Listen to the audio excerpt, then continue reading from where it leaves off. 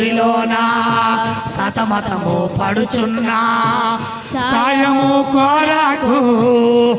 చూస్తూ ఉన్నా నా సాయకుడవు నీవే నా రక్షకుడవు నీవే నా సాయకుడవు నీవే నా రక్షకుడవు నీవే నీ కొరకే నేను ఎదురు చూస్తూ ఉన్నా నీ కొరకే ఆమేన్ ఎలా చెప్పనయ్యా నా బాధలను ఎలా చెప్పనయ్యా నా వేదనలను ఎలా చెప్పనయ్యా నా వేదనలను హల్లెలూయా యెహోషాపాతు భయపడిన వాడై వెంటనే దేవుని బిడ్డలారా దేవుని మందిరములోకి వచ్చి